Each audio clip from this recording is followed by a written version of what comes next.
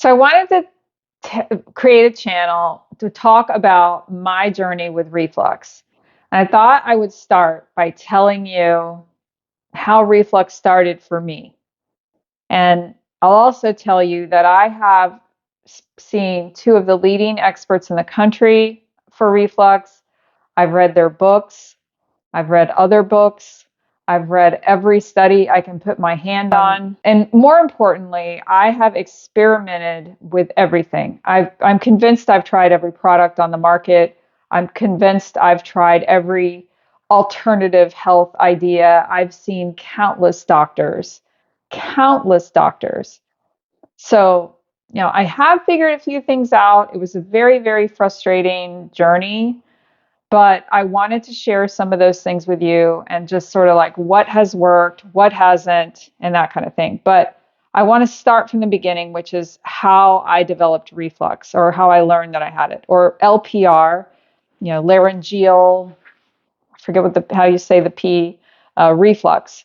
So it's like an upper throat reflux that I have, caused by much of the same as GERD or heartburn. They're, in my mind, one and the same. They're not the same, but I have at times now had heartburn, which I never had before. And I'll tell you why I think that happened and sort of just what I'm doing about all of it. But I developed reflux. First of all, this is unique to me, but just very quickly, I had an ear surgery because I had a busted eardrum in 2000. And after that surgery, several months after that surgery, I started feeling like I had a lump in my throat. And basically the very beginnings of LPR. I didn't know at the time what that was, but I was waking up with a feeling of a little bit of a catch in my throat or something like that. Well, long story short, I also very randomly got bit by a cat and had to take a bunch of antibiotics. And I had the surgery in May of 2020. In August, I got bit by this cat and had these massive, really inappropriate antibiotics. And then in December of 2020, I caught COVID. After I caught COVID, just all hell broke loose. I had a lot of different symptoms. Well, let me just say, actually, no, Pia, I can't believe I skipped this. I developed what I think was COVID because COVID was rampant at the time. The tests are not valid. You need to know that. I mean, just if you think you have had COVID and you took a test and believe you didn't, that is probably, there's a very good chance that's incorrect, but it could be correct. I can tell you from reading CDC studies that the tests are crap, not just the at-home tests. I mean, the at-home tests are more crap, but the tests, what are they called? The ones where they stick up your nose. Those tests are crap. They're better than nothing, but don't rely on that. So anyway, I never tested positive for COVID, but I had what I thought were clearly COVID symptoms, and the reason is it was way more than any cold or flu I've ever had as far as the after effects, which were like this weird nerve-based reaction. I gotta get some light. Hang on. Okay, it's a little bit better. So I didn't test positive for COVID, but at the same time, and this actually is kind of relevant in a roundabout way to something I feel is very important to know about reflux.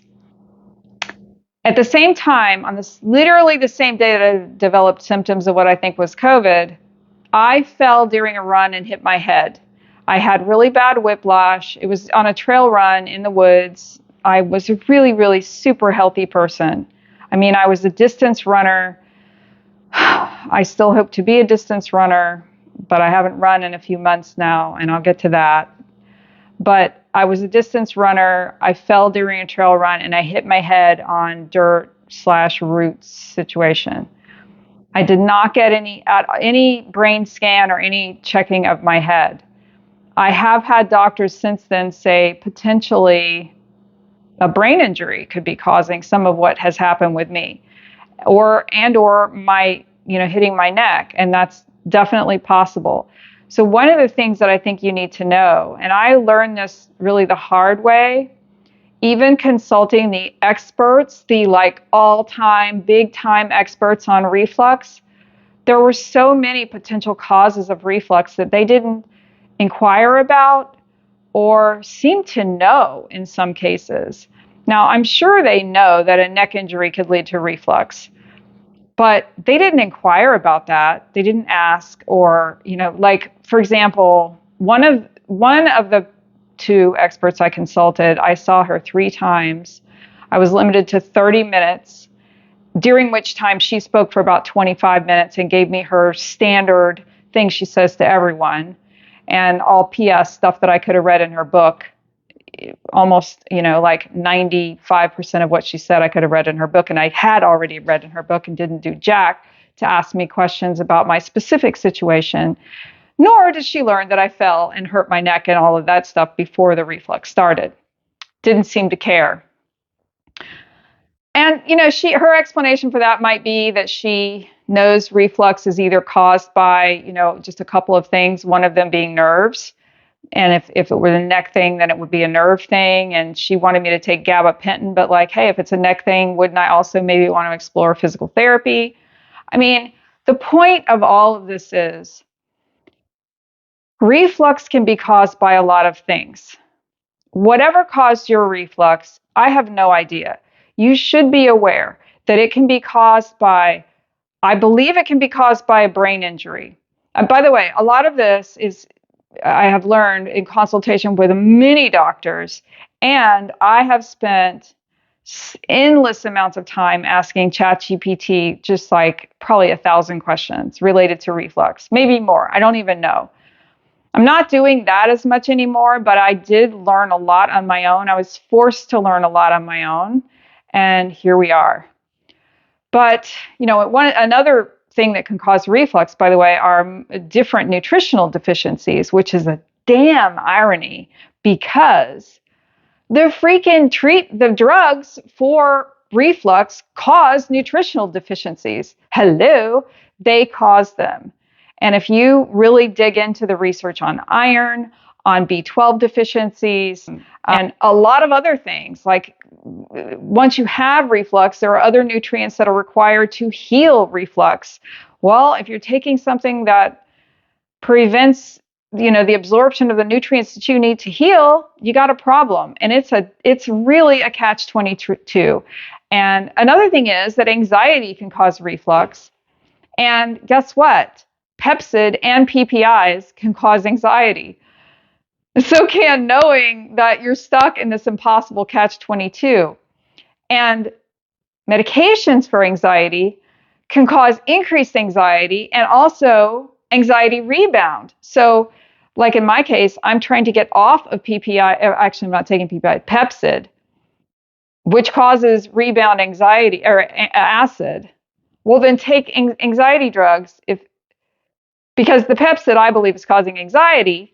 Well, then take anxiety drugs. Well, they cause rebound anxiety, which causes acid reflux. So reflux is a very challenging condition.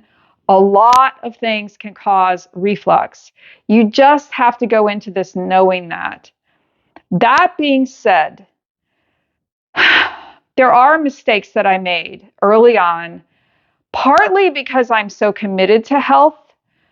The diet just sounded insane to me because I knew how nutritionally deficient the diet is, never mind the effect of the medication that I was going to have to take, which also causes nutritional deficiencies. So I was very caught up in that. I was very caught up in the idea that the diet would cause deficiencies. And so I never fully bought into the diet. I was 95% in. And actually what I was doing was I was combining the diets of these two experts. And I think that was a mistake. So I've then that kept me possibly from, longer on the program. But that's not it's not really fair to me because there were so many other things going on. Something dramatically affected my immune system. The only things that could be in my mind are COVID, this brain injury thing, which I never knew, but looked up recently, that I guess can affect your immune system. COVID definitely can affect your immune system. And so can, again, nutritional deficiencies. So, and low iron in particular, and iron I cannot tolerate in any form because of the reflux.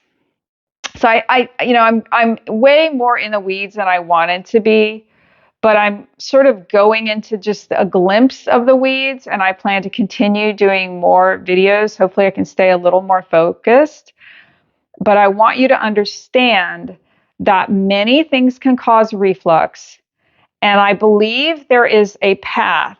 It is a narrow path to healing, but you really need to get very, very serious very quickly about reflux. Do the program, and I'll get more into, what program I did, the downfalls with it, the upsides of it, etc. But just really believe that I believe your life depends on conquering reflux. You need to do that. And I don't want to scare anyone. I mean, I'm alive and well. I've had reflux for 2 years. I'm actually not well, but I look like I'm alive and well, don't I? Look, I look like I'm alive and well. All is good. Look, I look, I'm okay. Look, let me walk around. I'm doing fine, except I'm really not. I mean, I don't want to, again, I don't want to scare you. I think there's reason to have hope. I still have hope, and I've improved, but you also need to take it very seriously. So in my case, what happened was I struggled with the lifestyle things. I struggled with sleeping, sitting up, like for months. We did all kinds of things, and I'll walk through what I did and what I finally settled on that now allows me to sleep through the night, thank God, most of the time. And I had to struggle with that. I had to struggle with a lot of the lifestyle things that I'll talk about, but I just wish I would have, gotten very, very serious quickly. And that's not really fair because I did get pretty damn serious. I mean, I did all of this reading, I did all of that, and I was implementing so much of it, as much as I could mentally stand. I felt like my health was being destroyed. And I think in a lot of ways it was being destroyed. And I'm all over the place. I guess the message I'm trying to get across with this entire channel, I'm going to try to do videos here and there. They're not going to be carefully edited. But what I want to communicate are the things that do work, the things to stay away from, because there are just some nightmare suggestions on the internet. And I have tried some of those things, and I only had horrible setbacks. The other thing I was going to say is something affected my immunity, and now I get sick like all the time. So I'm now living with my husband, but we are living in total isolation. I am trying to prevent getting sick again because every time I now kind of know how to improve my reflux, but then I'll get sick and get set back again. Also, different medications can set you back on reflux. I got vaccinated. That set me back on reflux. So a lot of things can put you in reverse, and you have to be pretty guarded, but you can get better. I've gotten to the point where I now kind of know the cycles of improving and getting worse again, improving and getting worse again. The other thing is you'll probably struggle with the diet. And I don't know how to tell you how to get there with the diet. For me, I just finally realized nothing else is more important to me than getting better. Nothing is more important to me than getting better. And now I do think about the foods that I miss and still can't believe I can't eat, but it's just such a low priority on my wish list. I eat the same thing every day. It is nutritionally deficient, and I hate that. I take as many supplements as I can tolerate right now. Vitamins for example, I take buffered vitamin C because I know I'm getting almost no vitamin C. So I'm doing as much as I can. I know that I'm wholly deficient in iron, and iron deficient, low ferritin can absolutely cause reflux and digestive issues. I'm concerned about the effect that an iron infusion could have, so I'm not doing that. But I have made progress. I have made progress. I have learned a lot of very valuable things. And I think I'm now legitimately getting better. And if I had known everything that I mean, my throat is actually feeling better. And I believe and hope and pray that, like, but I could be totally wrong. I think I will be able to eventually get off Pepcid. Maybe not too long from now. But Pepcid causes acid rebound. I don't give a crap what any of these gurus say. Pepcid causes acid rebound. So I'm trying to get healed to a point that I can stop the Pepcid and stop the nutritional insult that has been hoisted upon my life, and hopefully get better. But I have learned what a lot of things not to do. I have learned how to set up your bed. I have learned, all about the diet, obviously, and just a lot of other things. So follow along and let's just see what we do. Let's talk about reflux. Please share. Sorry, I've got the hiccups. Follow along. Please share in the comments anything if you have found some magic thing that works. Again, I don't mean to offend anyone, but chances are I usually just roll my eyes like in complete frustration. Please do me a favor and don't write anything about apple cider vinegar in the comments, or I'll blow a gasket. I will blow a freaking gasket. So don't do that. But if you have some off the cuff thing, I've tried, I don't really want any comments or suggestions about reflux unless it is so out there that there's no possibility that it's actually already online, because I promise you I've tried it. I have been to, what's it called, with the acupuncture, done acupuncture by leading, a professor at an acupuncture school. I have consulted, I don't even know how many natural doctors who have absolutely done more harm than good. I have seen osteopaths. I've seen a physical therapist. I've seen all kinds of gastro docs. I've seen heart doctors. I've seen psychiatrists who was so useless. But she prescribed something that insanely, the next morning I had severe, very noticeable, and a very significant worsening of existing anxiety. And again, Pepcid causes anxiety. Don't let anyone tell you it doesn't. And if you're on PPIs, you need to follow this channel like your life depends on it. Like your life depends on it. I'm telling you, your life depends on getting off of that if you can. And I'm so sorry for you, because you shouldn't have started that stuff. The medical industry is it's a disaster. It is scary to think how reliant we are on doctors. I mean, I'm on a tangent. Just you're going to have to do a low acid diet. You're going to have to do a low fat diet. I mean, extremely low acid. You're going to have to avoid getting sick. You're going to have to sleep sitting up. Forget the wedge pillow. They work for nothing. They don't work. You're going to have to sleep sitting up, and a bunch of other stuff. But I'm going to tell you how to do some of those things. The struggles just with the bed. Maybe next one I'll talk about the bed. There's so much to say, but just follow the channel. I also, by the way, will occasionally share some products that have worked for me. Many have not. Maybe I'll share what hasn't. The products that haven't worked for me would be a very long and educational list. But anyway, don't waste your money on a lot of stuff, because most of it is crap.